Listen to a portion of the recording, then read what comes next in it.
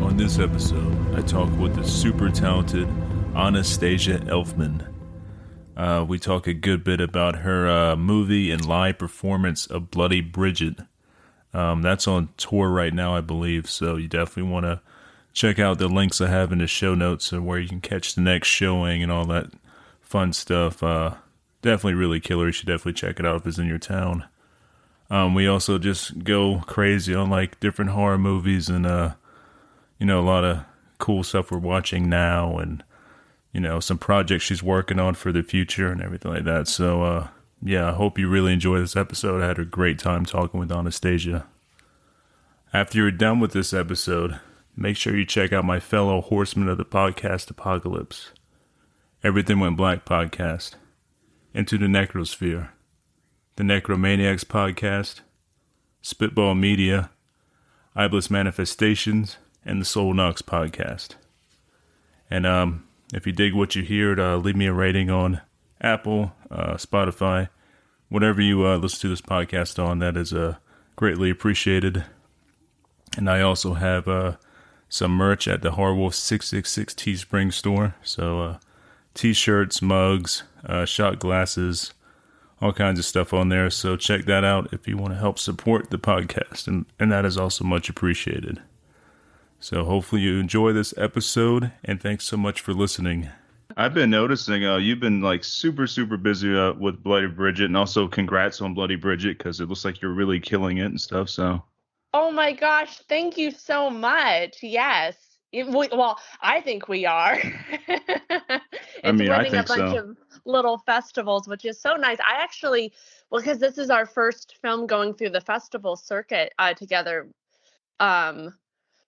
But I mean, are we recording right now? Is it okay if I get into this stuff? Yeah, we can go and get into it right now. I always hit record when I start, just in case I miss something. I learned that from Mick Garris. Mick Garris told me to always hit record, so I took. I can't not take Mick Garris's advice. So he's the best, isn't he? Just the nicest. Yeah, and I love his interviews. I love it. I'm actually like a passionate listener of his. When I just found out that he stopped his podcast. So now I'm like, oh no, what do I listen to? I'm on the same boat. I was like, when the Postmortem podcast came to an end, the end of last year, I was like so sad. I'm like, it's like I'm losing my friends here because I've been listening to him since he started. I think he was going on for about 8 years now with him and Joe Russo.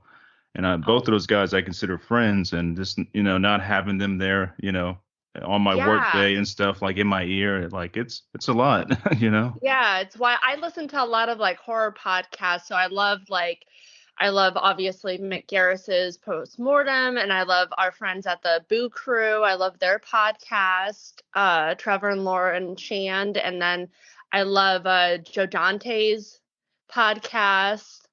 But yeah, I'd been like kind of coveting, like hoarding a bunch of them because we've been traveling so much. So I haven't had like my usual schedule of like doing stuff at home and like listening to podcasts. So I just like kind of came out of the blue that I heard that he was stopping. And so now I've got to like send a message because like I'm so sad. I was hoping to like bring Bloody Bridget on the show and get to like chat, because I love chatting horror. So it's like when there's an interesting podcast, I love to like go there and like chat my favorite films and stuff. And I was so looking forward to that with Mick, and now it's not there anymore. Yeah, it's sad, but from what he's saying that he's working on some like new like movies, TV stuff. He's got something going on with Clyde Barker. They've been working on for a while now, so hopefully that comes to air, which I would fucking love. I mean, Clyde Barker and Mick Garris, I mean, you can't go wrong with that combo. Yeah, I've been missing all of these like incredible like directors, and I want them to get back to directing too. Like we need a new Joe Dante film. We need we need we need all of these like fun horror films again. Yeah, really. I mean, we need some of the old guard to come back and do their thing, and so hopefully, this means a nice Mick Garris, Clyde Barker comeback. I'm all down for that. Totally. So yeah. So like yeah, like I was saying before with Bloody Bridget, like you just yeah, I mean you've been crushing it and stuff. Like I'm all over social media because I'm promoting the podcast and I just like to promote harm, stuff I like. I mean that's what I do. And I'm seeing y'all win awards everywhere. I'm just a lot of good positive stuff I'm seeing about Bloody Bridget. Oh man, yeah, and thank you. You are such a champion for like horror and especially like independent horror. I've been noticing you have been so kind with like sharing our post and interacting and everything, and that's just so helpful and so I don't know, we're so grateful because we self-finance. We don't have nobody's helping, like it's just me Hmm. and Rick trudging along and trying to like work the system independently. And so it's so helpful when friends and fans are like sharing and getting the word out because that's kind of like where we've been like not struggling, but like it's been tough to be competing with like multi-million dollar like horror films, and that's kind of where it seems like the bigger festivals only want like the huge studio horrors, and they're not really, I don't want to say not supporting indie, but they're definitely making it hard for like indie directors and horror people to like get their films in. I would say if you don't have like a huge A-list star, Hmm. So that's been an interesting um adventure. We Ricky, my husband Richard Elfman, and I have another film. It's like a sci-fi kind of like wacky horror called Aliens, Clowns, and Geeks, and that released during the pandemic, so there was no festivals. So this is with Bloody Bridget. It's kind of our first round with the festival circuit, and so yeah, we've been taking it around, and we kind of do these special live pre-show kind of events where I'll perform Bloody Burlesque, and a lot of times he'll um, go into the like local music scene and have like a band, and so we'll like make it a fun event. I'm a huge fan of William Castle, and kind of like my goal is to bring the shock and entertainment back into like the cinema experience. So I like to Hmm. like surprise audience, and usually I'll have like an audience member who's like kind of uh the plant, and so I'll like grab them and rip their heart out on stage. It's like it's a fun time because nobody really expects it.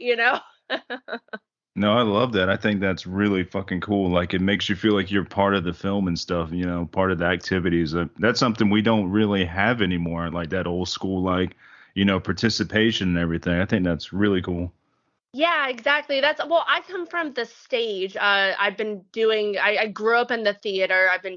I'm classically trained in ballet since I was 3, and done just like a total theater geek, kind of had like a vaudevillian upbringing.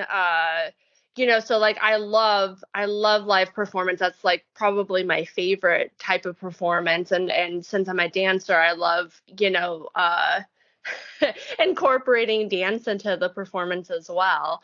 I guess it's kind of like burlesque, but I that's kind of like the layman's term. My stuff is more like weird and wacky, kind of almost like performance art, like comedy.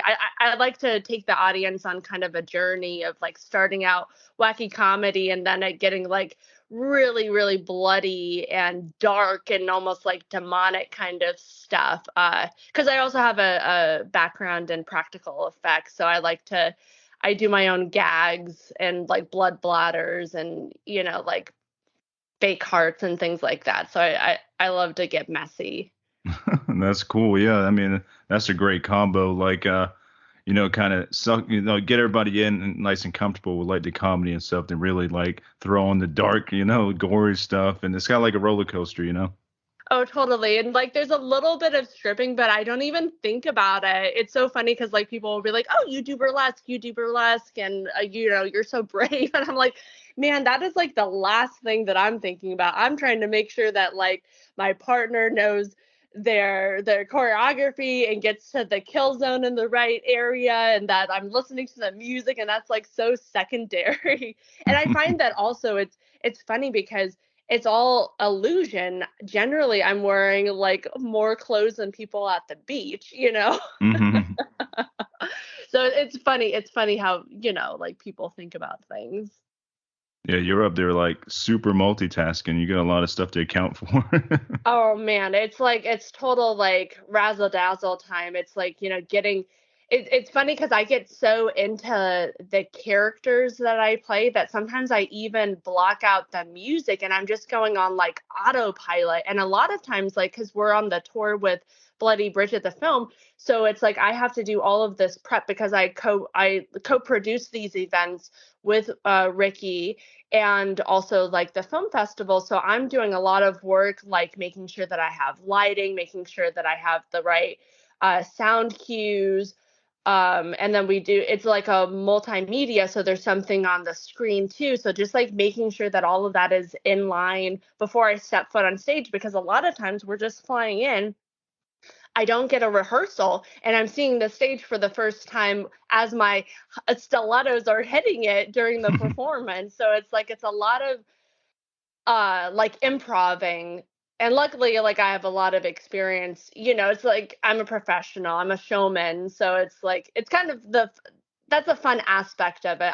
I like to challenge myself as an artist. So it's like like learning the stages. Hopefully, I don't fall down the stairs. It's like all these like little things that nobody thinks about, but I've got to like juggle. And hopefully, my knife is at the right area where I asked. Because like I come out in this number, I come out with a bunch of balloons, and that's kind of the reveal. Is like I stab myself with a huge kind of like Michael Myers kitchen knife. Hmm. So I'm like running around with a fake knife with a little needle at the end. And so that's always kind of surprising too, because you'd be surprised how many people are actually terrified of balloons.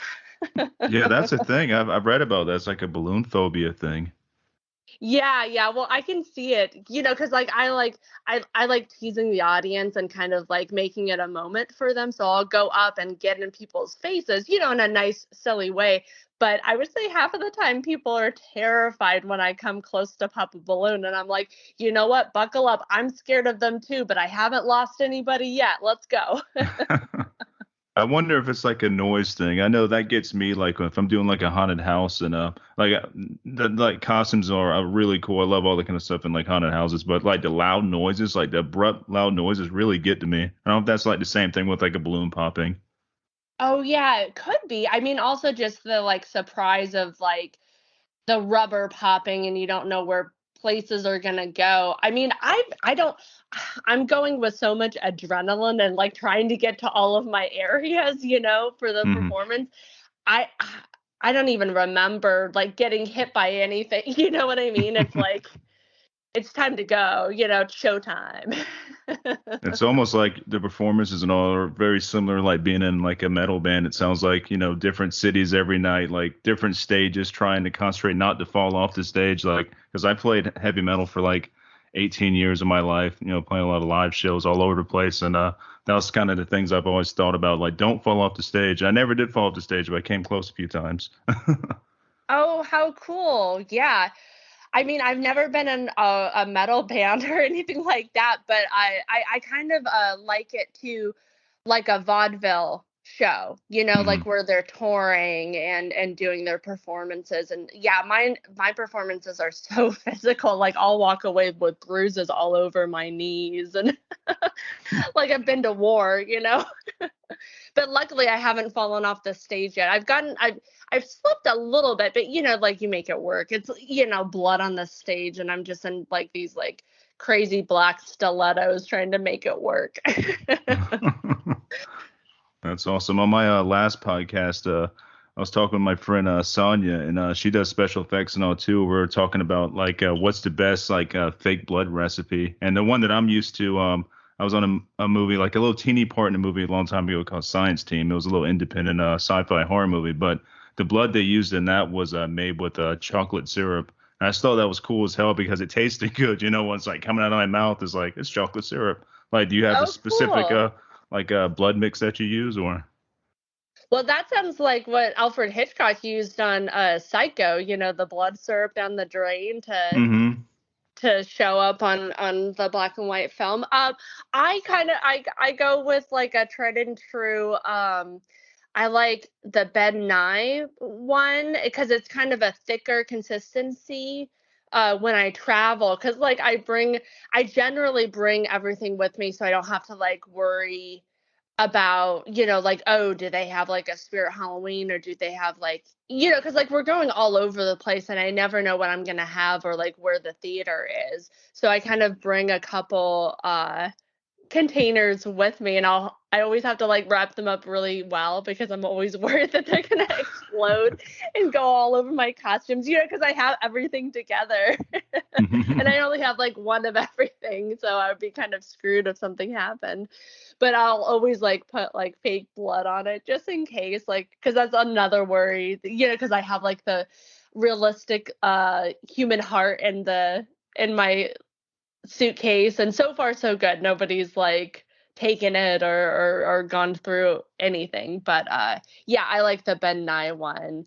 And then I'll kind of thin it out with some water because I kind of like I come up with a little like jerry rigging like a big pack on whoever my victim's chest that I like I tape them into, and then I put them in a white uh plain shirt, and then I'll like cut little holes in it so that in the moment, so I can like rip it open really fast, and have like blood squirting everywhere. So little secrets of the trade.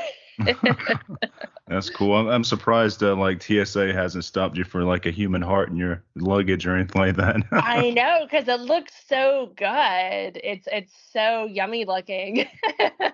But They so might far scan it so and be like, good. "What is this?" I'm just gonna keep on. Let's keep this luggage going. I don't even want to ask. You know. I know. Yeah, that's kind of one of my fears is that they'll like end up taking it, and then I'll have to like figure out how am I gonna do this? So what originally got your how'd you get your idea for Bloody Bridget? Ooh, well, it my it's my husband's idea and story, and I actually asked him this morning. I was like, okay, what was the inspiration? And he was like, you are. So I don't know if I can say that without sounding totally full of myself.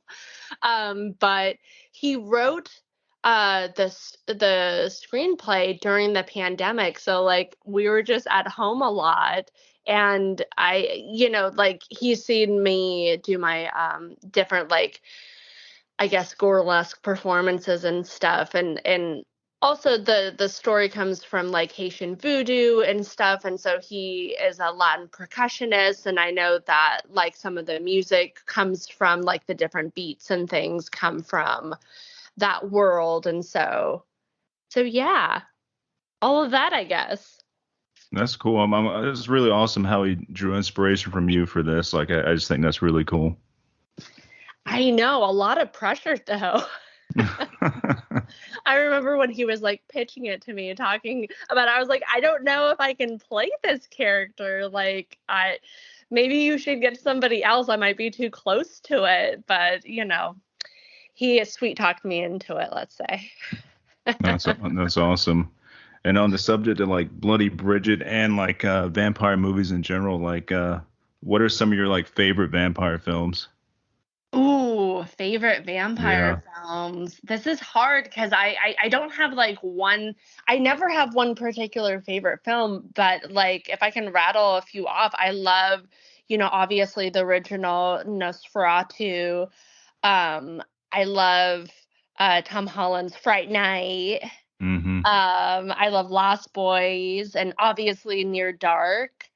I love the Fearless Vampire Hunters, and kind of newer. I love the original What We Do in the Shadows, and I also love the show, but like Oh just yeah. the first couple seasons are my favorite. Kind of when it was focused on the group as like roommates. That was my favorite.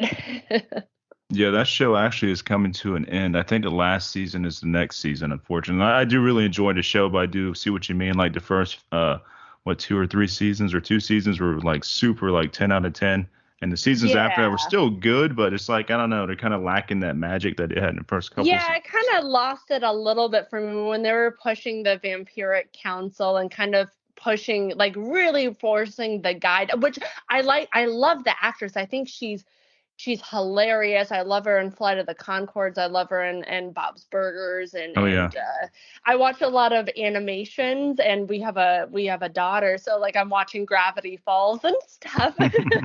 So I love her, but I just felt like, I don't know, me personally, like as a fan, I just love the dynamics of the roommate stuff and them like hiding and all the hijinks that they got into.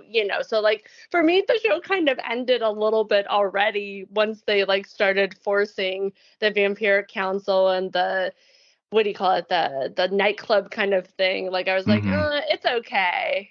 I mean, I did like Colin Robinson, like kind of growing, like, no spoilers, but like his kind of adventure.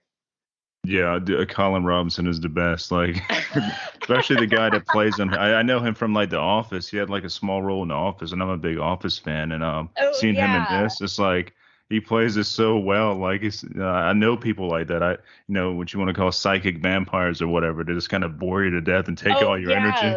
Yeah. The emotional like vampire. Totally. We all know people like that. hmm God, especially in Hollywood. I bet. Yeah. Oh boy. That's a totally kind of a real thing though. Like, I've been around people like just totally draw my energy away, and when I get away from them, I'm good. Like it's got to be something about that that's real. Oh, totally. Yeah, the like psychic or emotional vampire just sucking the life out of you. God. hmm I No remember thanks. I don't know when it was. Maybe it was last year now. Yeah, I think it was last year. I was tweeting something about what we do in shadows, and one of the creators tweeted back at me. I was like, "Oh, that's so Ooh! fucking cool." He's like, "Yes, horror wolf, something something." I can't remember exactly what he said, but I was like, "Holy shit!" I was telling my wife because my wife is a huge fan of this show as well. So, Oh, lucky, lucky. I love yeah, when that happens and how like, I mean, I don't love, social media stuff, but I do kind of love it in the way where it connects you with like it can connect you in some cases with your favorite artist, uh, and your favorite creators. So that's so cool. Lucky you. yeah. I try to use social media that way. Besides promoting stuff, I don't ever like post my personal opinions on anything. I don't care about all that stuff. I'm there about promoting horror or music or whatever I like doing, and like making cool contacts and stuff with people. I think that on that on that purpose there, like social media, like is pretty cool. So. Oh, same. Yeah.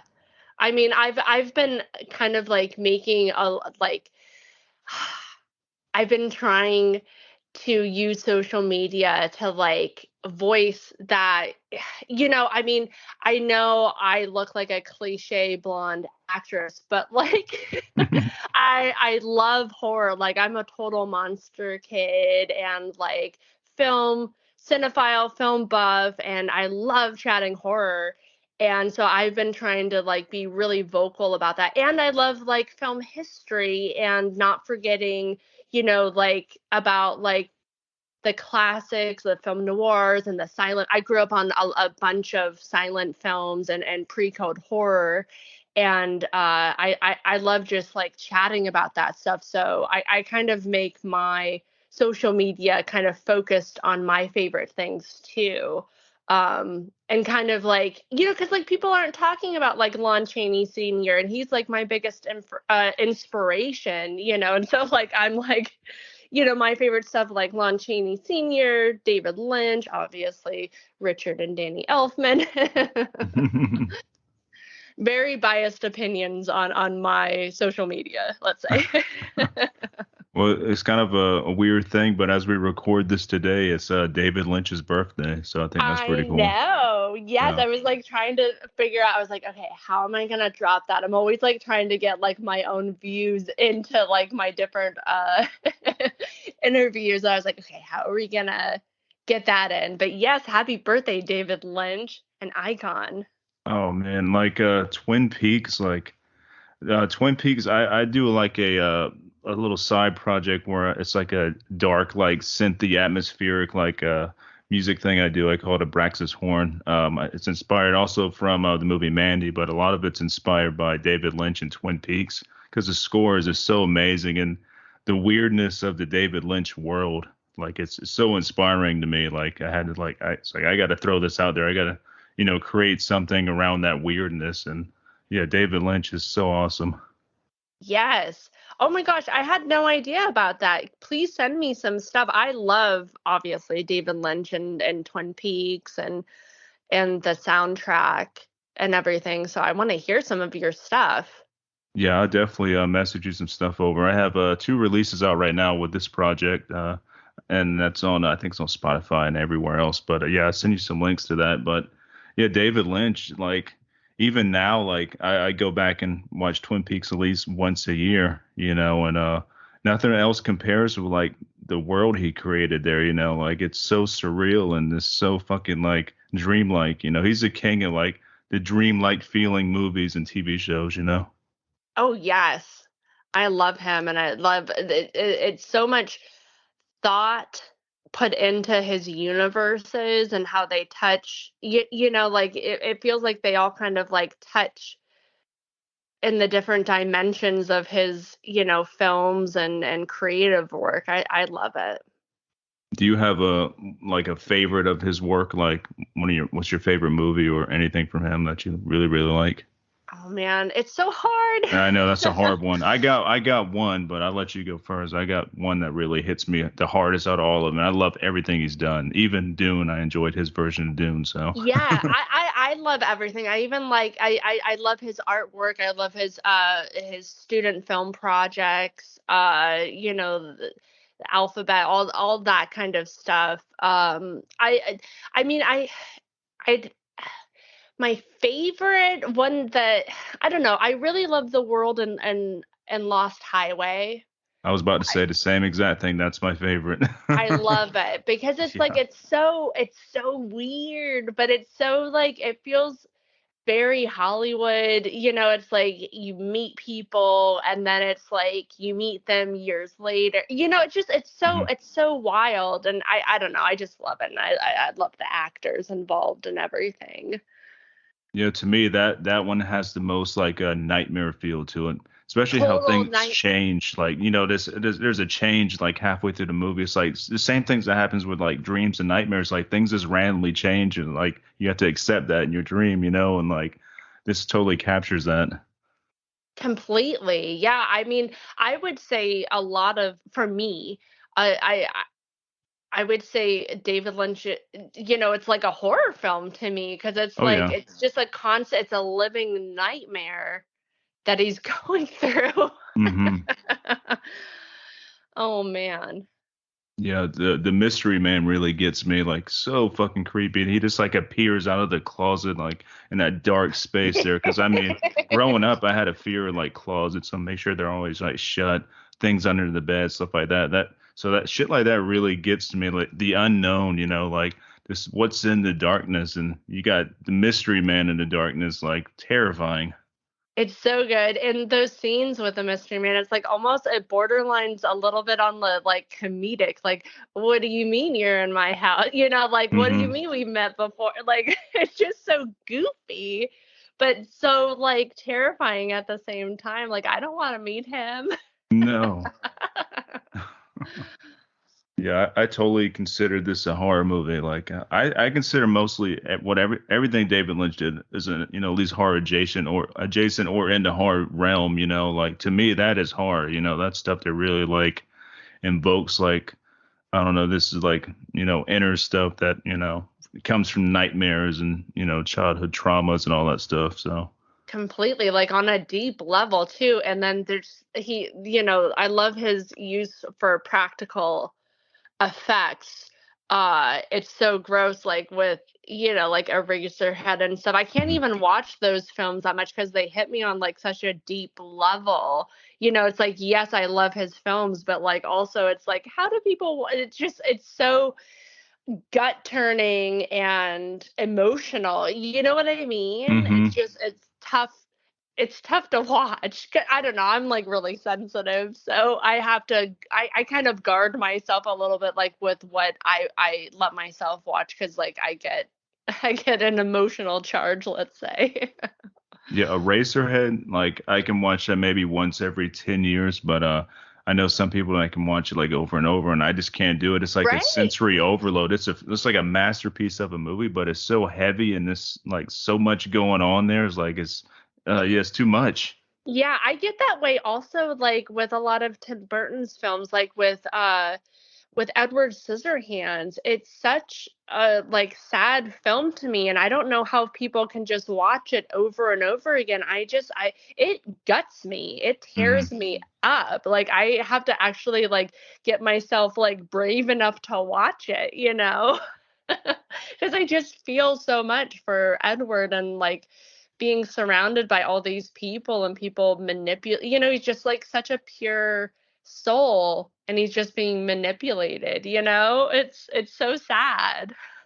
And you don't realize that watching it growing up. You don't see that part. You're like, oh, this is Edward Scissorhands. He's kind of like, he's a character and stuff. But as you get older and you, like you say, you go back and look back over that movie and how sad it is and like how, tragic it is. It's like, man, that's heavy. So tragic. Well, I feel like because I grew up on a lot of silent films, it's like you feel for those characters. Again, like I'll say, like Lon Chaney Sr., he's always playing these tragic characters, like with Phantom, with Eric, it's like he did, like, okay, so what? He killed a few people, but like, do we have to kill him? I don't know. He's just so sad, he's Hmm. just trying to get like what's her name? Christina, make her the diva of the opera.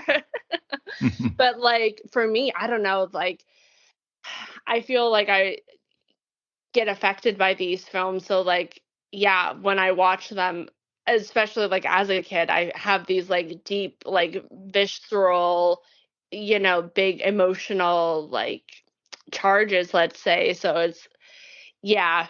I feel like when I watched these things as a kid, I felt those. And so that's maybe why it's hard for me to go back to them.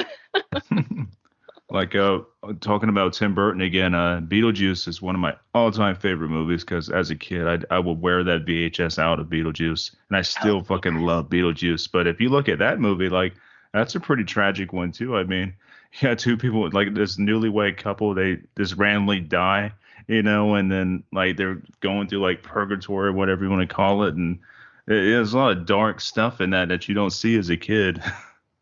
Oh, completely. Yeah, they're just like trudging along trying to figure out like how do we deal with this? No, there's rules, but they read like stereo instructions, so like nobody knows what's going on and it's just insane. And then like people are moving into their house and totally changing everything on them. Hmm.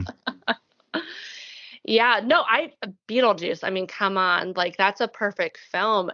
Everything about it. Like I love that with Tim Burton, like when he's using all the practical effects and the Bo Welch sets. The set design is incredible and Hmm. the effects, and okay, like the score is not too bad, huh? Right? Yeah, Danny does a great job with the score, of course. Like that's a Perfect given. score. Yeah, Perfect. I yeah. mean, like I still like I mean Danny and Ricky, they're like a little jaded, but like I'm still like I can't believe that Danny created like the opening, like all of these just classic, just Hmm. hitting it out of the park. Like how do you create these things? And then like don't get me going on his career, like creating Batman. I mean, like I know Hmm. we've got like the comic book and the like the 60s kind of like show and stuff, but like when you think of Batman, when you're not thinking of those, you're thinking of Danny Elfman's like theme for Batman. Like Yep. how insane. And like Spider-Man, like it's I can't even believe it. It's just legendary creativity going on here. Yeah, and he'd go down into history books. I mean, after our time and like the time before us, like that lives on forever. Like it's iconic, like it's pretty fucking Just badass. it's like everything he touches, everything he does is just like historic and legendary and so good. And luckily, I'm going to spin it back to us for Bloody Bridget. We've got some phenomenal original Danny Elfman scores and themes, along with our friend and collaborator Ego Plum, who he is a genius in his own right. He did all the music. He's like kind of the cartoon king right now for composing. He did all Hmm. the music for the new Cuphead series, and he does Oh, cool. SpongeBob and Jellystone. He's doing a lot of the Hanna-Barbera, scores where they're going to be like redoing all of those old cartoons and stuff. So it's like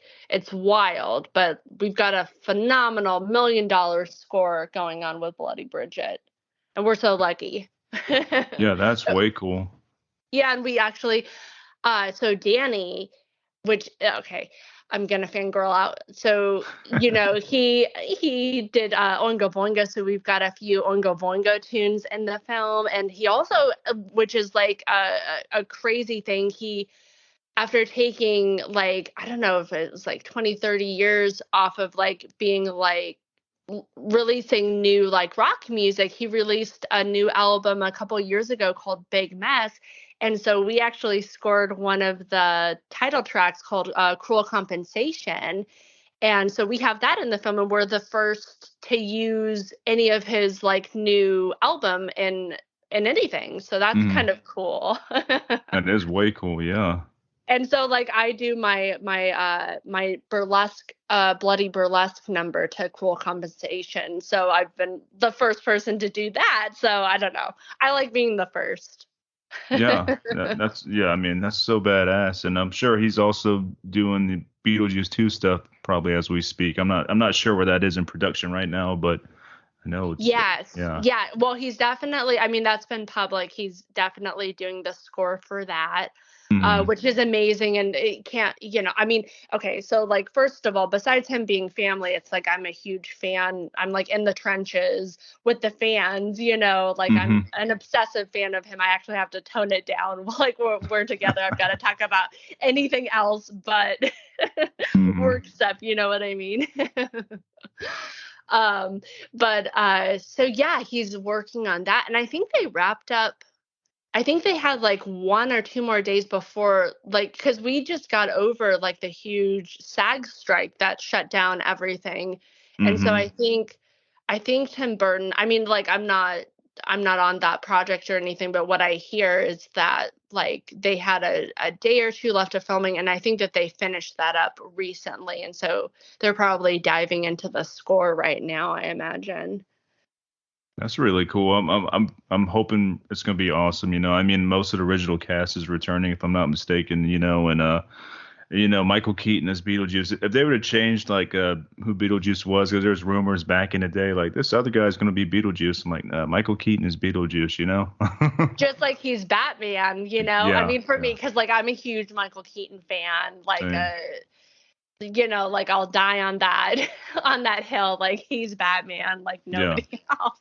And I love I a huge Batman fan in general. Actually, we just got a cat and we named her Selena Kyle Oh, Elfman that's awesome. because we rescued her from a really popular cemetery that's out here, the Hollywood's Forever Cemetery. So we were like looking for a spooky name for her, and she's a orange cat, like a ginger cat, and usually Hmm. they're males. And so the whole time when I was trying to rescue her, I thought that she was a male, so I was going to name her Vincent Price or Elfman or Peter Lorre Elfman, because Peter Lorre is actually um buried at Hollywood Forever, and I go visit him sometimes. Hmm. But she ended up being a little girl kitty, so we had to like think about like spooky names, and we kind of like our daughter and I, Audrey, we were like teasing names. Like we almost went with Lydia Dietz Elfman, but we ended her like temperament was more Selena Kyle, very sweet, but like also fierce. Hmm. So, so anyways, I'm a huge Batman fan, and I love Batman, and I love Batman Returns, obviously. But Yeah, those are yeah, two of my favorites as well. I love those. Those two are fucking so good. right. And to me, they're like part one and part two. Like I feel Hmm. like they're totally in the like obviously in the same universe, and I consider them kind of one film personally, but I'm also crazy, so. And me too. So it's fine. Crazy's good. Like you don't want to be normal. Normal's boring. Yeah, exactly. Yeah. Let the normies do that. Let's have some fun. On the cat stuff, me and my wife are cat people as well. We have two kitties right now. Our black cat is named after Lily Munster. Her name is Lily Oh, Munster Legion, so that's her name. And then we got a new cat. He's only I think he's like 6 months now, but he's like gray and has like a lion's mane and like these like wolf-like ears. But my oh, wife my wife gave him his first name, which is Castiel, because she's a big fan of the show Supernatural. oh, So, cool. so Castiel, I named him Jareth for his middle name because we're both big fans of the Labyrinth, and he has like a whole Goblin King Yeah. attitude about him. So it's Castiel, Jareth Legion. The babe with the power. Yeah, he's Oh, a how totally the cool. Goblin King, like the way he acts and everything, and yeah, we named him perfectly. When they get in trouble, do you do their full names? I Uh, do. I do for our cat. I'm like, Selena Kyle Elfman, get down. Get off of you the know, piano. we'd be like Castiel because we usually call him Cass now for short, but we'd be like Castiel, get down from there. He loves trying to jump up on the TV. I'm like, nope, nope, Castiel, come here. How funny.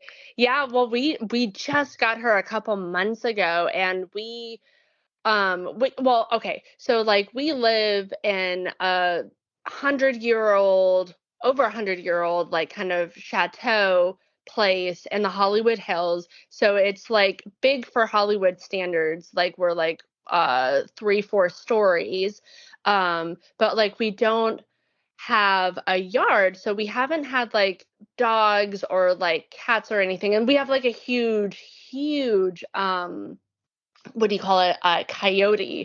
Hmm. Uh, coyote population out here. So like my husband has been worried about like having a cat and stuff, but I grew up with like a lot of animals, like because I grew up in Orange County, and so like I always had yards and things, and I also grew up doing like 4-H, so that's like kind of like a youth group for kids learning animal husbandry. So like I grew up taking care of like donkeys and peacocks and all kinds of alpacas, all kinds of animals. So like I've always been like pro animal, and so like I've had to like slowly work on Ricky over the years to like let us get a cat. And so randomly somebody reached out to me about like uh somebody like abandoned some kittens at the cemetery. And I guess like I hadn't noticed, but there's like I guess more people have been abandoning cats at the cemetery, because there's been like a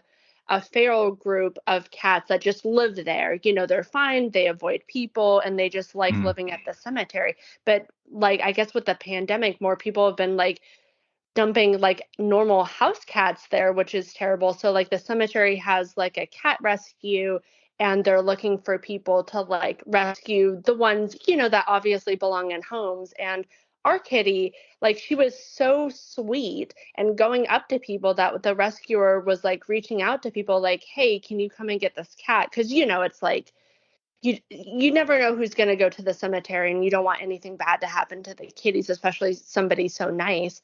And Right. she ended up being like this sweetest little kitty and has perfect house manners. So obviously she was like somebody's cat, and forever, for whatever reason, they abandoned her. But I lucked out because like she's the perfect cat, and Oh, she's so lovely. Sorry to like go on about the cat, but she's like oh no. rather new, and I'm just like so happy to have an animal now. Because we've had lizards and things like that, and now we have like a little jumping spider, Otho. Oh, that's cool. Otho from Beetlejuice. Yeah, Yeah, that's yeah, yeah, awesome. which is like my daughter's pet, and she loves reptiles, so like we've had like a couple lizards and things, but like now to have like a mammal, who wants to cuddle and things like that is so nice. Yeah, cats are the best. Before I met my wife, I was like a dog person. I had dogs growing up. Never had a cat. We had one cat as a kid. My dad brought home from work. He was a Aw. landscaper and stuff, and but he brought home a feral. He brought home a feral cat. Oh So, no. yeah, it tore me up. Like there was no training that cat or taming that cat. Like I remember it jumped on my back and just tore me up. I'm like, Dad, what'd Oh you bring home? no. And I was like, He's oh, like, it's this. fine. Yeah, well, he finally, yeah, he's like, the cat would sleep on his head, but me, no. But anyways, when I met my wife and stuff, she had her orange kitty. His name was Melvin. He recently passed away, Oh, unfortunately. I'm sorry. He was, I think he was 13 or 14, but he was suffering from like diabetes and stuff. So his last year wasn't very good. Oh no. We were getting him shots twice a day and everything. But yeah, when I met her, she had Melvin, and he was a big orange cat. I mean, I've never seen a cat that big in person. He was like, I think he was 20 pounds. I mean, huge. He was all muscle Oh, too. a Yeah, big boy. yeah, and he was very like protective of her. Like he would get up by me and like kind of like bow himself up and everything. I'm like, whoa, I don't want any trouble. Like you're huge, you're like half a tiger or something. But he was by himself, and then we were like, we need to get a kitty, like another pet for him to play around with. So we ended up. That's how we got Lily. She's a black cat, and I got her when she was like I think 3 or 4 months, and some people were getting rid of her on like Craigslist or something, and Oh no. yeah, I definitely I got a hold of her real fast. I'm like, yep, she's coming home with me as soon as I saw her. Like she was perfect. So since that day, I've become a cat person. Oh yeah, yeah. With Rick, he had never had a cat. Like he's had dogs before in the past, but he'd never had a cat, and so I kind he wasn't really sure what was going to happen, but the cat totally loved, and he's definitely a cat guy now. And he's always remarking like, I've never had a cat before. And he's like, she has her certain times where she likes to be fed, and she's very vocal and like Hmm. screams at us about it. And so like in the morning, if he wakes up before me, like he'll go feed the cat. It's just so cute, like their relationship now, like Hmm. 'cause he like wasn't really, he was a little not sure about getting a cat, and now it's just like, of course, like he's totally in love with her. Yeah, they're the best, and they do their own thing. Like you still gotta like feed them and change out their litter box. But besides that, like they do their own thing. When they want to snuggle with you, they snuggle with you. If they don't, they're gonna go somewhere else. Like they're just so independent. I love that about them. Oh, totally. And she's like, our kitty Selena, like she had like a minor little trauma being abandoned at the cemetery, and like they actually found her. She would sleep because the Forever Cemetery is like famous for like their peacocks, right? And so like Hmm. they actually found her sleeping with the peacocks, and like they have like a pond there, and they have swans and stuff. So she's like this like rough and tumble little kitten, sleeping with birds, which is so weird. Like she Yeah. has a funny little personality, but like I'm noticing once she's like, because she kind of like calmed down almost immediately. Like, like you keep, when you get a new cat, you keep them in the bathroom, let them Mm. like kind of adjust. And then when they're ready, they'll show signs and be curious. And so like we kind of did all of those steps, but we almost didn't need to. She like warmed up to us immediately and was just so down for like being catnapped, like totally falling in love with us. But like it's interesting just seeing her like personality like flourish, and like her own little, like what you were saying, like doing her own little things. Like we gave her a ribbon. She loves her blue velvet ribbon to play with, and she'll bring it like a dog, like when she wants to play, and she'll play fetch with it, and and she'll come and like at first she was a little cautious getting on laps, but now she's coming over to cuddle because like we both work from home, so I'm like on the couch like doing work and stuff, and she'll come over and cuddle, and I'm like, okay, I guess I don't work anymore. I'm just like, like I'm done. Like she's just so cute. She does anything, and it's just like, oh my god, look at her. you Yeah. know.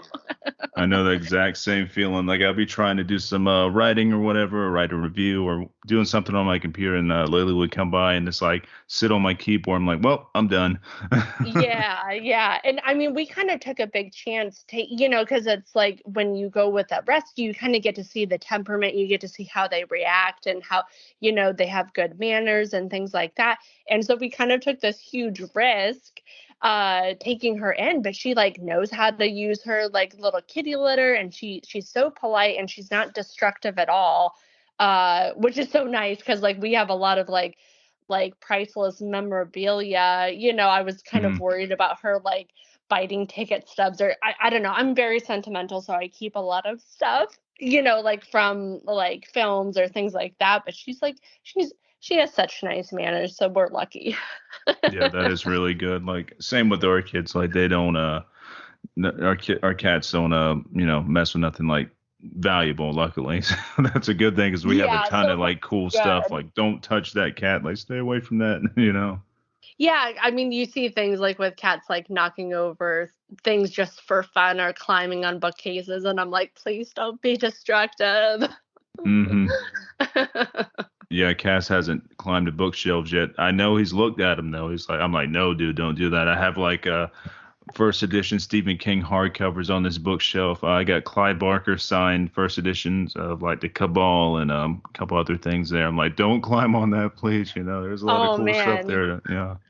Yeah, like us like monster kids, like we've got a lot of cool like sentimental things, and yeah, please don't destroy it, kitty. I've got some stuff in a closet up in my podcast room. It's a bunch of signed stuff from Clive Barker. I did a Kickstarter for him for his project called The Imagineer that came out like I'd say like 10 years ago now. It was like an art book and everything that he signed and all this other fancy stuff. And I keep that in its original wrapping up in the closet, like hidden away, but I know I have it. It's like I'm so crazy. Like I don't even take it out to like look at it every year. Like I keep it hidden up there because I don't know. It just holds power to me. Oh, so cool. Yeah, put it in like a shadow box or something, and then it's like protected and Yeah, I need to do that. I really do.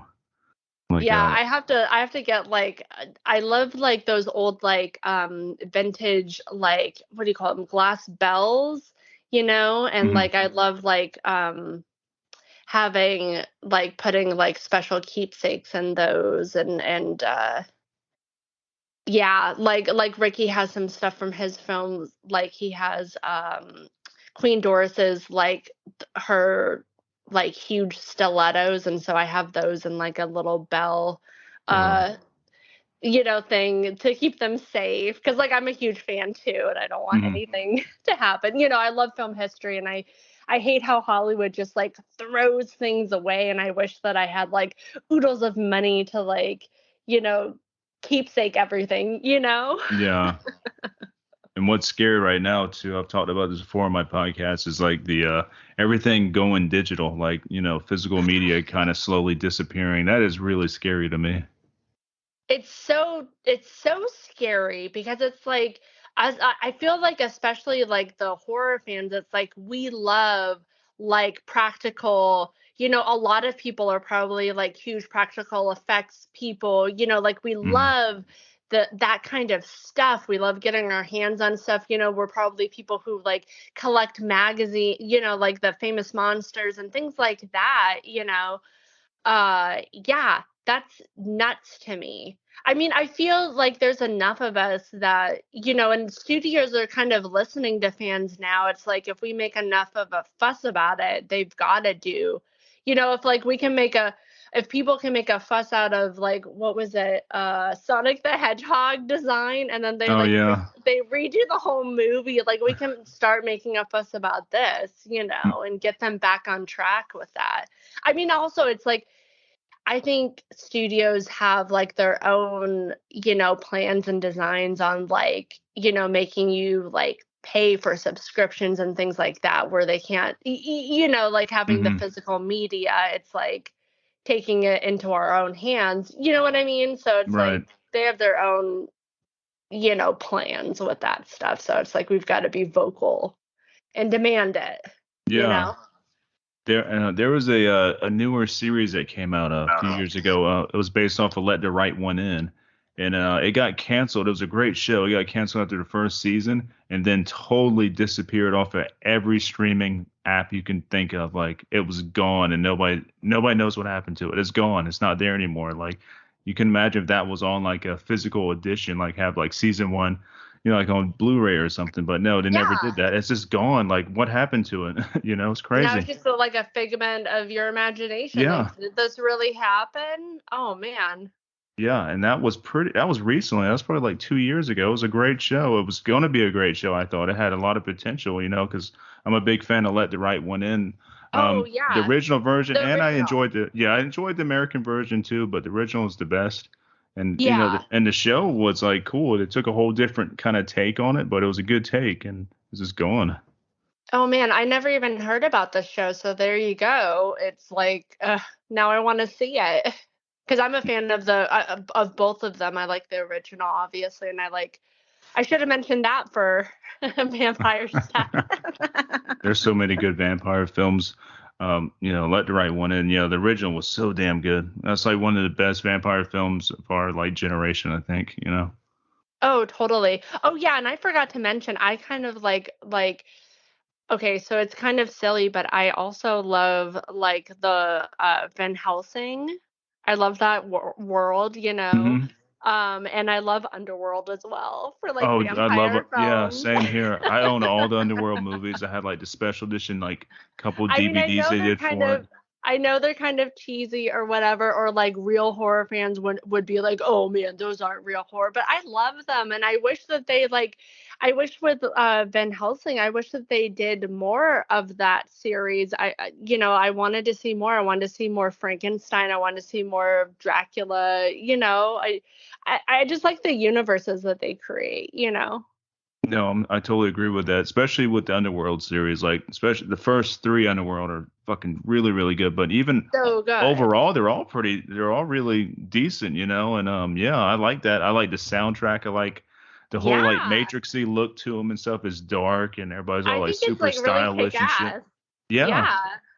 yeah, I love Underworld. I need to revisit those. I haven't watched Underworld in a while now, but yeah, I mean, great soundtrack too. I remember I had won the soundtrack off of a radio station contest for the first Underworld movie, and had like this really badass. I think it was a David Bowie and a Trent Reznor song on there, just made for the Underworld movie, and so good.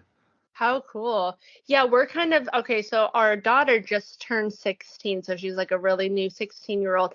And because she like grew up, with like films, like she's growing up on film sets, and I did practical effects professionally a lot too. So she's seen everything, behind the scenes and going on sets and all that kind of stuff. But so like I grew up on a lot of horror films, and so that's like was what is one of my like most important things as a parent. It's like I want to expose her to all the great horror films and a great cinema and just like have her like give her this film knowledge, because also she wants to be an animator when she grows up. So like I want her, that's one of my big things is like when people, especially in the industry, don't know their film history or even horror history, it Hmm. really like irks me because like I'm a huge fan of all of that. And Yeah. so I've been like, uh she's been wanting to watch more horror, and so like I've been rewatching a lot of the like important horror films that I grew up on, and so like those are like one of, I mean, not Underworld per se, but it's like on the list of things to like rewatch again. So Yeah. it's like we've been watching a lot of the like kind of like famous monsters. Like she loves the Invisible Man and the Creature, and obviously the first one that I showed her was the Lon Chaney's Phantom, which I Hmm. don't really consider a monster, but I know everybody does. Right. which is good because it gives them, like people are seeing the film and starting to learn, about like Lon Chaney Sr., which to me, he's like the father of horror as we know it. I mean, like not only was he a phenomenal actor, but he literally made and created special effects and helped create horror as we know it. So Yeah, those are without him, we would be like nowhere, like what would we be without him? Like it's crazy to think about.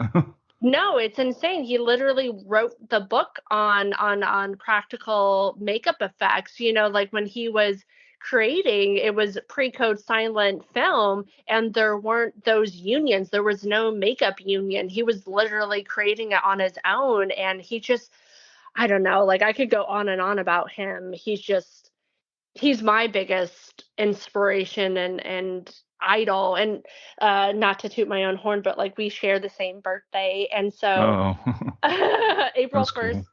April Fool's babies. And we have a lot of similarities, like he started in comedy in the theater. He was doing vaudeville and things like that.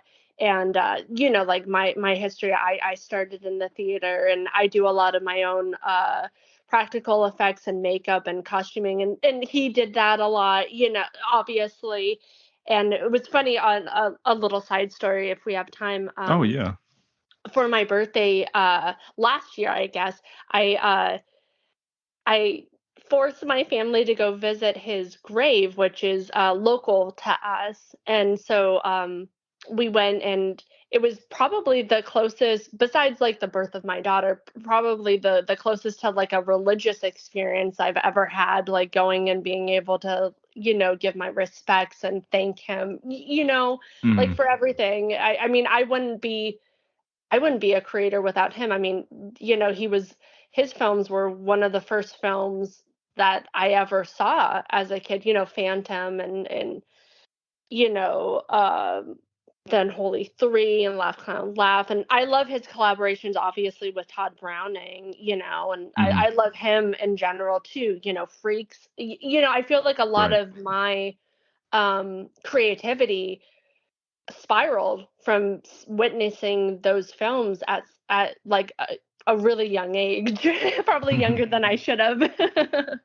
But I have kind of a warped horror aesthetic, let's say, and I love like obviously like Todd Browning's Freaks, it's very inclusive, and I love being in like, supporting everybody and giving platforms. That's kind of like what we do now creatively, Hmm. you know? No, I'm right there with you and stuff. And yeah, my horror history began with my grandma and my aunt having me watch Hellraiser when I was like 5 or 6 years old, and I never forgot that. I was like, I was watching Hellraiser, and I was also watching the Freddy Krueger TV series that was out. I don't know if you remember that one. I can't remember the name of it right Yeah, now. I that'll know. do it. Yeah, I grew up on that. I grew up on Child's Play, and American Yes, Werewolf in London. Like I was same. watching these as like a little teeny ass kid those are like the first. I remember Hellraiser more than I remember anything else. Like, and that kind Oh, of I shaped me bet. like what I like now.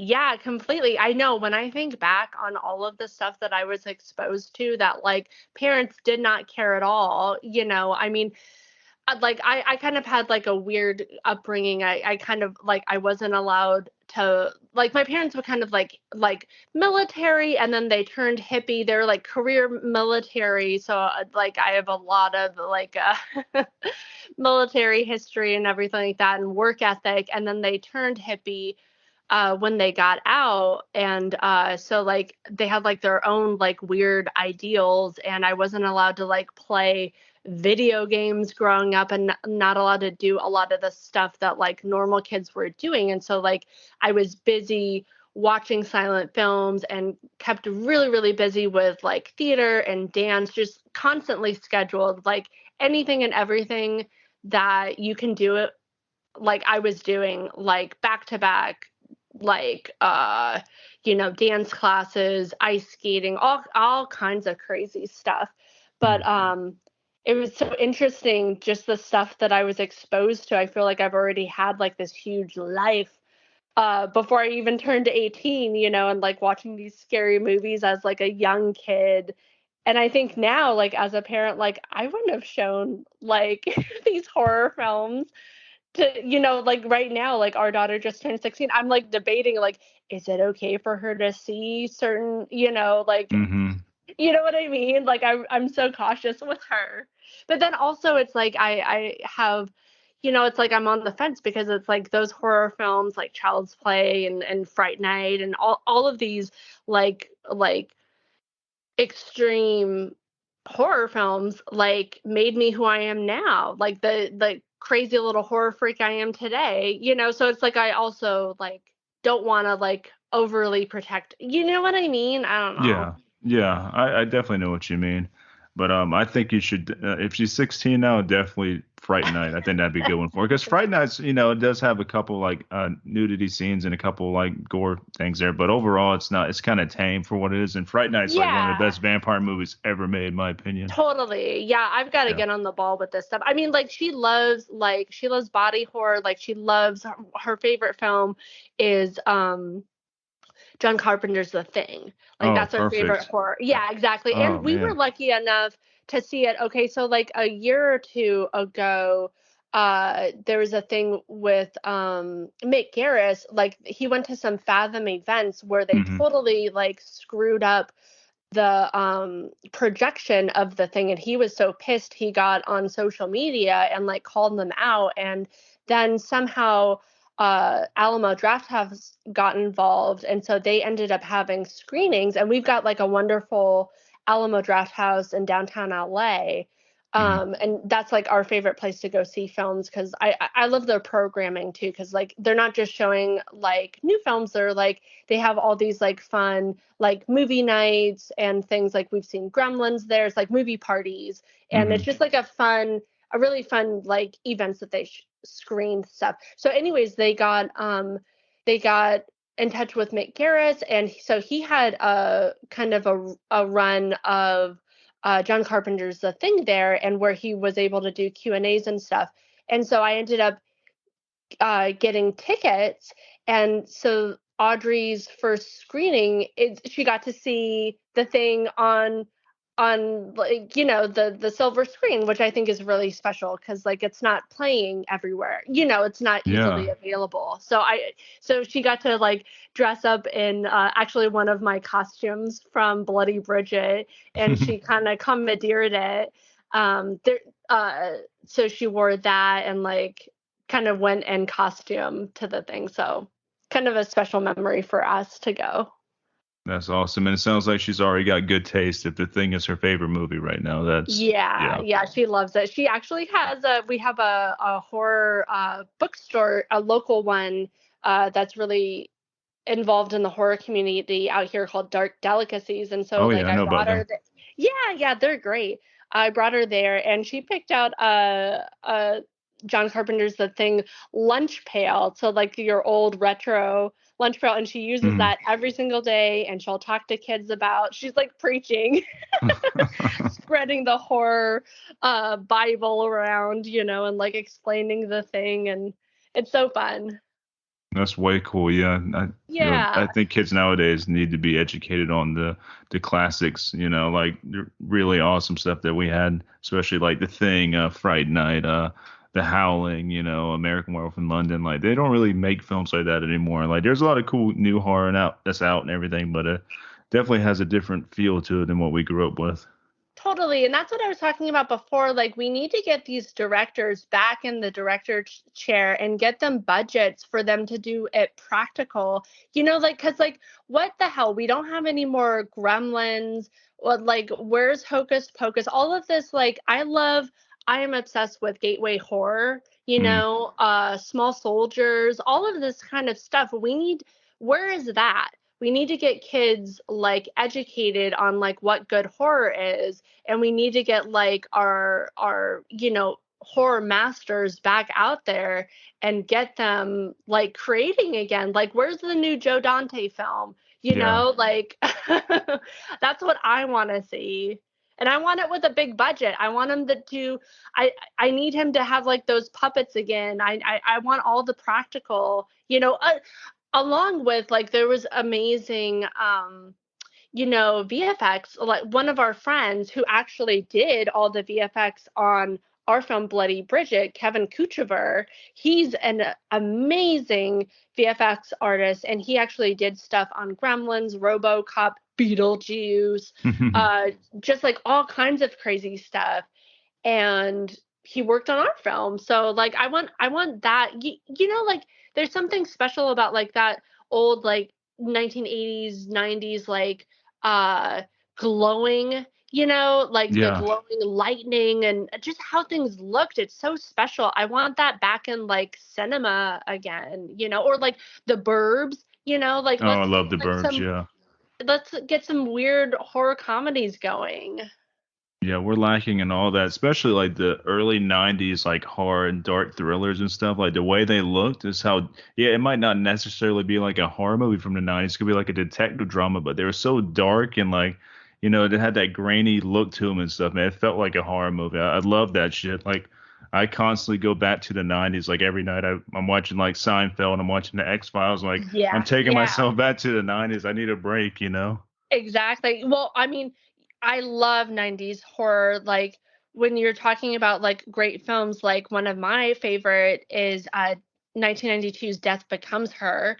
To Oh, yeah. me, that is like a perfect film from start to finish, practical effects driven, wonderful VFX as well. Wonderful, hilarious, chatty script, like Hmm. every line is quotable. Uh now a warning, you know what I mean? Like Hmm.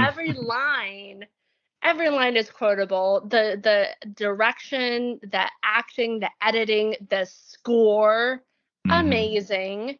The just everything so good. And then like to me, I mean, obviously, like Bruce Willis was like this raging action hunk hero, and then to have him play totally against type to be the doofus doctor Hmm. Ernest, and then having Goldie Hawn and Meryl Streep like fight duking it out, and all the practical effects, creative work. I don't know, No, my that's a one of good my one. That's a favorite gem. films. Yeah, that's one of the really good 90s films. A lot of people say there wasn't a lot of good 90s horror, but I totally disagree with that. There's a lot of good 90s horror. You Yeah, know? what what was it? I think Wolf came out in the 90s Oh, too. yeah. Wolf is one of my favorite werewolf Incredible, movies. Yeah, Jack Nicholson right? as a fucking werewolf. I mean, how cool is that? Are Like, he looks like you a wolf kidding? anyways. Like, just add a little bit of hair to him, some fangs, and that dude's a werewolf. I know, babe alert. Man, I still watch that one every year. I tend to watch it during the winter season because it's like a cold movie because it takes place in the winter, snow everywhere and stuff. And Yes. man, that Well, I love his soundtrack, oh, so good. yeah, I love Jack Nicholson's like horror, like his like horror films. What with the Witches of Eastwick as well. Hmm. That's a great practical effects driven horror film that like people don't really think about, but I think it's great. Yeah, that is a good It's one. so Really it's good. so crazy. Like I recently rewatched it and I was like, oh man. That's a good Halloween watch, a good October watch, I think. Yeah, yeah. I know some people do like the 30 days of horror during October, and I'm like, well, I kind of do that all year, but I I make was more gonna of say, a, I was like, I feel like yeah. every day is horror with me. Like I'm always looking for a good horror film, Yeah, I have people to like at watch. work tell me like, "Oh, Halloween's coming up. I gotta watch horror movies or something." Like, man, I watch horror movies like almost every single day. There's something horror related in my life every day at least. If I'm not reading something that deals with horror, like, yeah, something, yeah, it's horror every day. That's Halloween like all year long in this house. So, Oh, completely. Yeah. I mean, but there's yeah, so many classics. I mean, I don't know how you run out, there's so many subgenres of horror too, like hmm, so much. I feel like I've seen so much, but then I also feel like whenever I talk to like fans and stuff and they're like naming stuff, I'm like, oh, well, add this to the list. I'll get to it one day. yeah, I have a huge like watch list on my Internet Movie Database app that I keep on my phone. That's like my Bible, so I keep that on there. If anybody mentions any movie, I'm like, all right, let me go add that on there and stuff, or let me go rate something. I don't forget about it. But yeah, I have a list on there. There's like stuff from the 90s and 80s. I'm still missing. Like, there's so much shit out there, like really good stuff. Like, it's hard to watch everything, and I tried, but Oh, totally. Yeah, I mean, well, like for both of us, it's our work to know these things too. hmm I mean, like I feel like it's important to me as a creator to be aware of these things, and also like I'm a fan of the genre anyway, so it's like just as a regular people person. yeah. That's what Rick and I do. Like, we'll find horror films or horror shows or something like that, and that's our favorite genre. I mean, he loves like ghosts, like haunted house kind of ghost stories, and I like anything that's like really practical effects driven. I love Mhm. monsters Same here. and Yeah, I'm a monster creatures. person. Yes, yeah. We need Yeah. more monster movies. That's another thing we're lacking. There's not a lot of monster movies. There's a lot of like Oh man. paranormal stuff, a lot of zombies. Just I don't know, but there's like to me, I think the last really good monster movie, and there might be some more I'm missing here, but like this, like recalling right now, I'm gonna say the best monster movie to come out for a long time was The Relic. Did you see The Relic? The Relic. I'm trying to think. I'm not sure. Late 90s, I think, or mid 90s is when it came out. I don't think I saw it, but now I gotta put it on the list. Yeah, it is so damn good, and to me, it's one of the last great like true monster movies. Like besides like Tremors and all, I consider a monster movie as well. But Oh yeah, I love yeah. Tremors, and but yeah, like we don't really get any monster movies. I know the new Godzilla came out, but he's more. I mean, he is a monster, yeah, but it's like different. You know what I mean? Like it's not like He's like a huge. He's not hiding in your closet. right. Like I'm seeing him coming. Yeah, I have I'm to down for worry like a about good him under the bed. yeah. I want a good practical monster movie. I'm still waiting on the next good werewolf movie, which I haven't seen in years. Like the last good werewolf movie I saw that's recent is probably there's I think it was a German movie called Howl, and that came Oh, out like 2010 maybe. Yeah, it's called Howl, and that was really cool, and it has like a different take on the werewolf. They look more like giant like Neanderthal type creatures, but they're werewolves. But and it's brutal as hell. Like the kill scenes are really brutal. A lot of practical effects were used there. But okay. yeah, I don't think I've seen it. I've got to put that on the list because I love practical. I mean, yeah, I'm trying to think. I love like what's a recent Ginger Snaps. I love that one, but yeah, I that's love not Ginger super Snaps. it's not No, super recent, but like I thought that was killer. oh yeah, I like I think all three films. The third one not so much. The third one's okay. I think the third one's when they go back in like medieval times maybe. I It's don't think kind of I've seen weird. that one. I've just seen the first one. All But right, the that's one second that one's like really good too. yeah, I haven't watched really cuz like for me as like a lady and like oh, this hits hard. Right, I'm sure. Yeah. So I haven't seen it in a while, but I remember loving it. I mean, also, okay, so like I know that there's a lot of CGI and stuff, so it wasn't fully practical effects, but I did really love the Benicio del Toro werewolf. I mean, I thought that they really tried. My only problem with it was that there was not a Chaney in sight. I thought that they could have totally thrown a bone to like Ron hmm Chaney and gotten him in there because they had what do you call it? A chaplain in there, a hmm silent era, distant relative, and I thought that they definitely missed the mark with not having a Cheney in there because they had like cameos, like they had Rick Baker in there as a cameo, and obviously Danny did a phenomenal score on that. That's right, he So did. I forgot he did a score on that one. Yeah, yep. yeah, it Man, was he's so done good. everything. Yeah, I know, what hasn't he done? yeah. But yeah, that was But a good movie. Like I thought it I was dug good. that. Yeah. Yeah, I mean, I thought that it like I don't know, like story wise, I thought like it lost a little bit near the end, but I wanted to see more with Benicio. I love Benicio del Toro, Same like as here. a Yeah. creator, in general, um, and so I kind of wanted to see more. like a second one, because I just thought that he just has so much pathos and like, like emotion through his.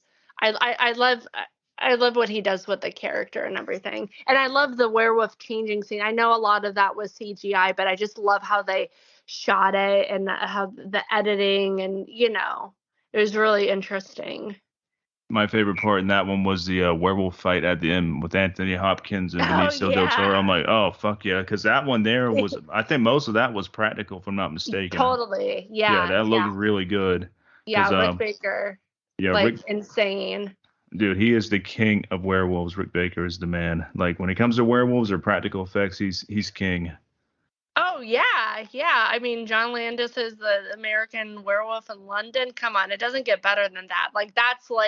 That is the werewolf changing scene right there, Yeah, that's still my Nuts. all-time favorite Nuts. werewolf film too. Yeah. Oh, of course. Yeah, it was great. Great Uh, film. Rick Doesn't get Baker. better. He also did a TV series in the late '80s, which you can find it now on eBay. Not eBay. You can find it now on YouTube. Decent quality, not good quality, but decent. It was called Werewolves. You ever seen Hmm. that? No, I haven't. All right, it's called I'm sorry, it's called Werewolf, not Werewolves, but it's Rick Baker did all the werewolf designs on this. I can't remember who wrote or directed it and stuff, but it was originally on like Fox, so regular television growing up and stuff. And I would watch it with my dad, and then I thought it was like a fever dream or something. I didn't know it really existed when I got older, but yes, it did exist. I was right, like this thing did exist, and you can find it on YouTube. I think they did, I think only one season, maybe two seasons before they canceled it. But some of the best werewolf designs, like they look fucking cool as shit. Like, highly Oh recommend man. checking that out. I've got to check it out. It's funny, Rick Baker, he lives like kind of like not close to us, but like I think Toluca Lake or something. I don't know. He does like a Halloween thing every year. And so not last year, but the year before, we took our daughter and then like ended up like meeting a bunch of friends in the horror community. Cause like like we've got a bunch of like horror friends out here Hmm. that do a lot of the like same stuff. And so he has like he does a show like with his family where he'll like create these like makeups and costumes and do a little set design, and a lot of his like friends and that he works with they'll like do a little show. And so like we were waiting in line, it's like a 2-minute show, so we get to see Rick Baker and like his family come out in their makeups and things like that, and so that was Oh, like kind of fun to share with my daughter. yeah, that is way badass. I'm sure he goes all Right, out too like the because he's trick or fucking Rick treat. Baker. Yeah, Yeah. trick or Holy treating shit. at Rick Baker's house, like it was nuts. Yeah, that's insanity right there. That's so And he's cool. like handing out candy, and I'm like, oh my god. Well, because like I grew up in like professional when I got out of like high school. I did makeup effects and I worked at different like effects houses and stuff like that. And so he was one of my like big inspirations, along with like Dick Smith and all the greats. And so it was just like weird to like go to his house and trick or treat. Yeah, that is totally odd. I'd be like, man, like, is this the real world? Like, am I dreaming? What is this? Like, it's so crazy. Yeah, yeah. I mean, they get like a big line, and so they're like rushing you in and out, and like people are cutting line, and like the people that just are there to trick or treat, and they don't even have a clue what an icon they're going to see. It's just another like cool Halloween house, but it's like for us, the monster kids, like we're just like totally going crazy. Oh, I bet. Like it's just Yeah. such a fun time. Yeah, I'd be like starstruck. I'd be like, like, what am I doing here again? I'm like Rick I know, Baker. it's like living a horror fantasy, because like the makeups look so good, and he's got the lights, and he's got the costumes, and he does like the whole set. I'll have to send you pictures. It was a fun time. That's awesome. I had my like fanboy experience recently. I went to I think it was Spooky Empire down in Florida. It's a huge like horror convention, like a 3 or 4 day horror convention and stuff. And Elvira was down there this year, Robert Englund and all that stuff. But I'm not a big like autograph person, or I don't do all that kind of stuff. I'd rather have a good talk with you or something like that. I don't want to be like standing in line waiting for your autograph and all that. But if that's what you do, that's cool. But anyways, like it was like towards the end of the night, me and my wife were walking around, and we happened to end up in one of like the areas where people are signing autographs, but everybody left, and we were just looking for merchandise. We weren't looking for like autographs or pictures, nothing like that. But as we're walking in there, I told my wife, "Oh shit, that's Bill Moseley." Like I'm a huge Bill Oh, Moseley fan. I was like, there was nobody yeah. at his table. He's like sitting there. I'm like, holy shit, it's fucking Bill Moseley. I was like, well, I know I told you I wasn't gonna do this, but I think I need to get his autograph in the picture. You So, gotta do it. yeah, I did it too, and it was so cool. Like I'm like, he threw up the metal horns and stuff. I'm like, fuck yeah, man, because he actually likes heavy metal and all too. So I thought that was pretty cool. But yeah, I got a like awesome picture with him, and I had him sign a really cool artwork piece of Otis Firefly from House of Thousand Corpses and stuff. And yeah, that was kind of magical. It was really cool seeing him. That's so cool. We just did like because we haven't done like a lot of like conventions or anything, but we got what the people at Famous Monsters of Filmland, they invited us to come out to like Philadelphia for their huge like 65th annual big event.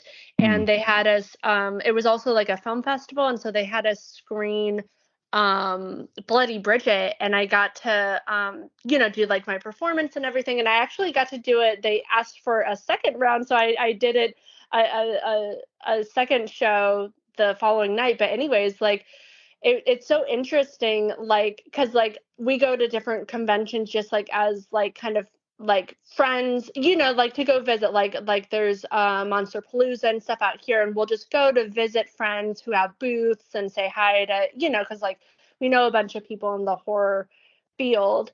mm, So it was interesting to be a signer there because they had us like they gave us a table and stuff, and it's like so interesting to have fans. It's like you want fans to come up and like have like a little chat, and if it's because like you never know if it's like the only time that they'll get to see you, in mm-hmm. their whole life. You know what I mean? So like I think it's daunting for fans to like come up and talk to their favorite people, but like it was really nice for me because it's like I got to meet people that like maybe I'm friends with on Facebook, and they've been like really great supporters, or like they're huge fans of Rick and they get to meet him, and like I can just see it in their eyes, like it's like the biggest thing for them. And so I'm glad that you went up uh to him and got his autograph and got to talk to him and everything, Yeah, and because like I that's said, like a special moment for you, it, and it's nice for totally. him too, especially if like the table's empty. It's like you want people to come up and like,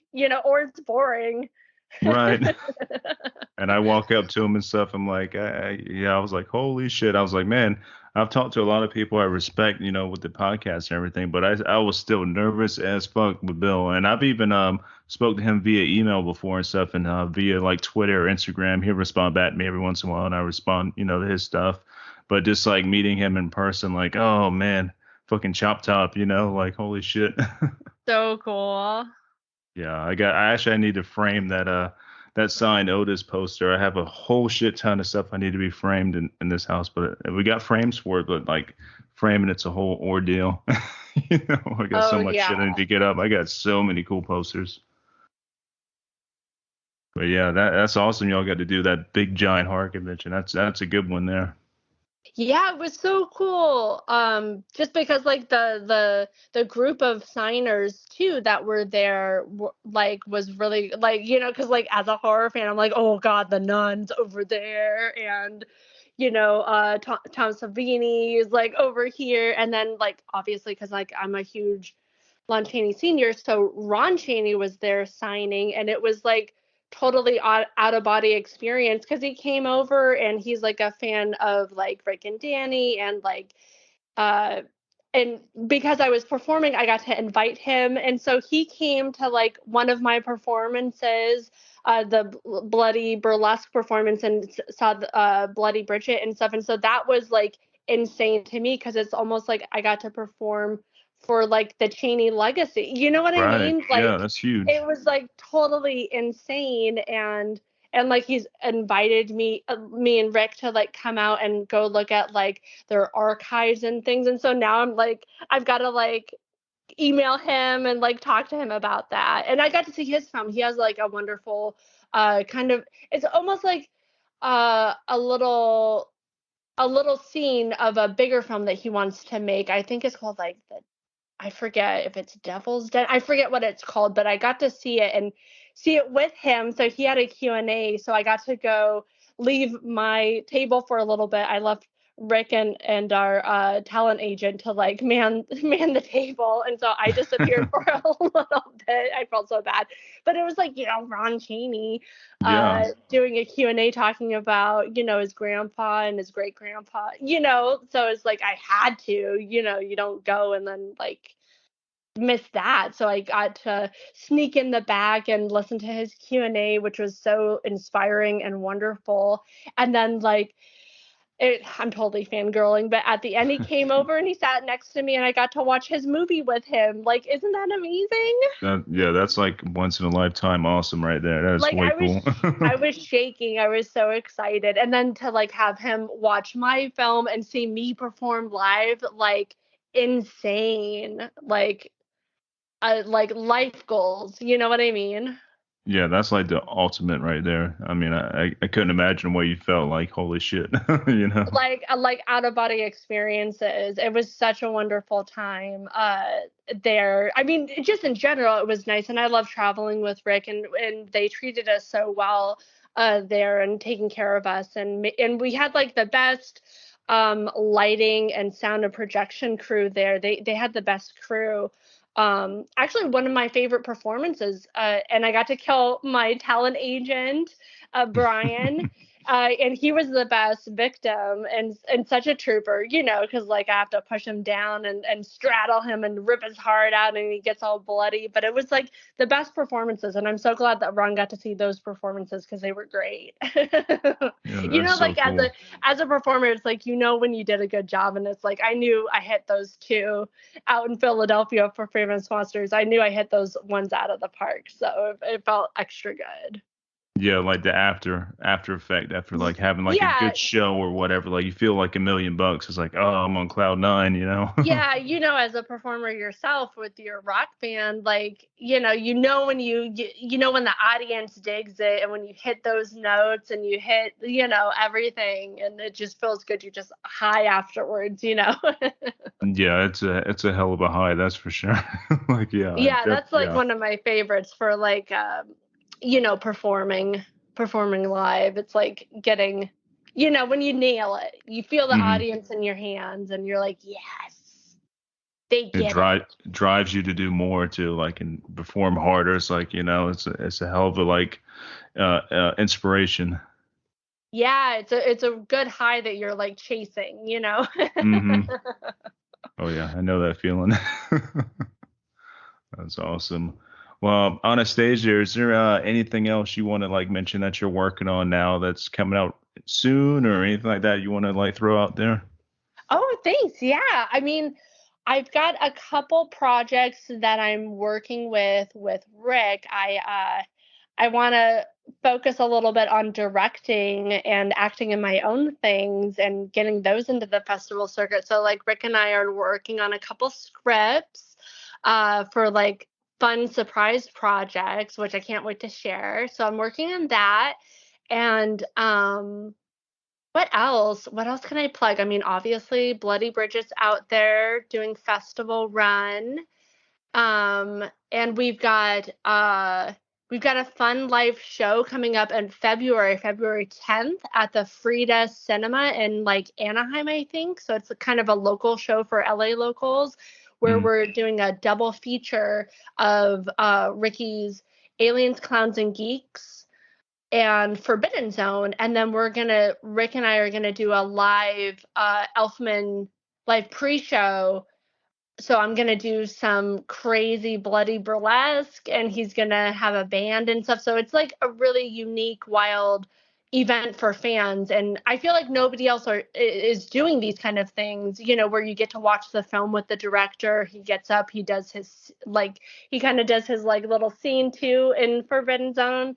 Oh, so cool. He I love sings. Forbidden Zone, by the way. Yeah, yeah, Yeah. yeah. It's great. Yeah. Timeless, Hmm. timeless. And so yeah, those are fun events that people should keep a lookout for. And then I've got a movie called End Zone 2 with my friends Sophia and Michael Epstein that's doing a crowdfunding for a physical release.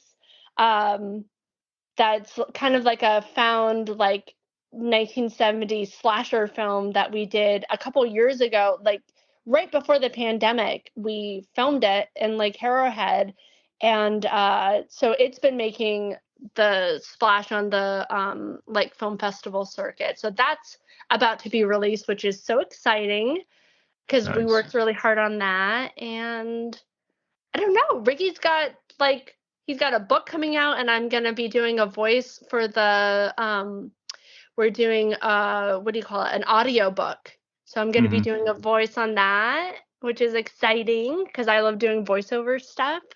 That's Because cool. and yeah, I don't know. Follow us on Instagram and Facebook because we're always up to something goofy.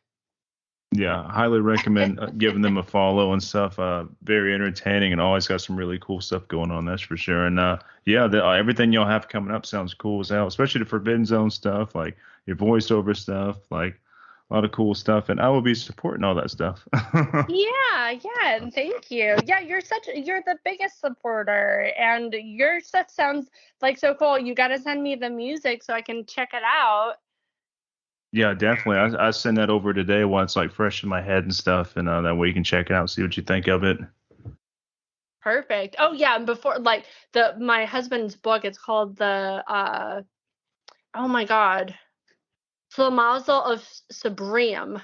And so it's a Jewish vampire story, and I'm going to be doing one of the main characters. And Ricky's going to be doing a voice too, and I can't really say anybody else, but we've got some fun, crazy people from like in the horror universe that'll be doing some voices. So that's going to be exciting. That is awesome. I remember when I was talking with Richard on our episode, like I had to when I was getting this episode ready to edit and all that stuff, like saying the title of that book was killing me. I'm like, I had to like edit that shit like 4 different times. Like, Oh my God God, damn it. I was like, damn it, damn it's it. the worst. I probably screwed it up too. Yeah, I don't know. It sounds right to me. It's got to be better than what I said. I don't remember what I said, but I did my best. And that's all you can do. Yeah.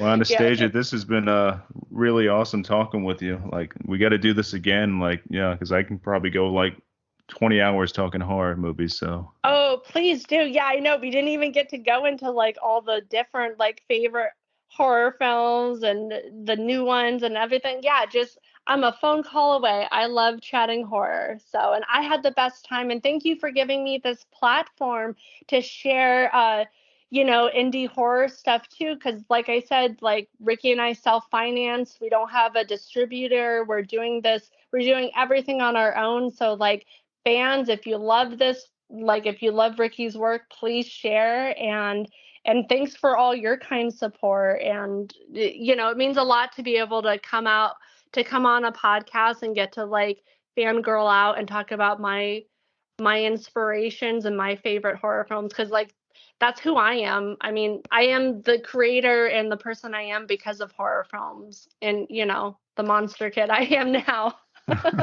no, this has been great. This has been a really fun podcast. And yeah, like, yeah, full support for me. And I keep supporting y'all and stuff. And when this podcast drops in about a week from today, I have this one out and everything. I'll be like sharing the hell out of it and stuff and doing my normal thing. I take my skills I learned during doing music stuff with promotion and everything, and I kind of turn it on with the horror stuff. So it works out pretty good. Yes, perfect. Thank you Yeah. so much. This was so much fun, and I can't wait to listen to your music. Excellent. I will send that to you today, and I hope you have a great rest of your weekend, and we'll talk again soon. Yes. Okay. Thank you so much. Have a good one. You too. Bye. Bye.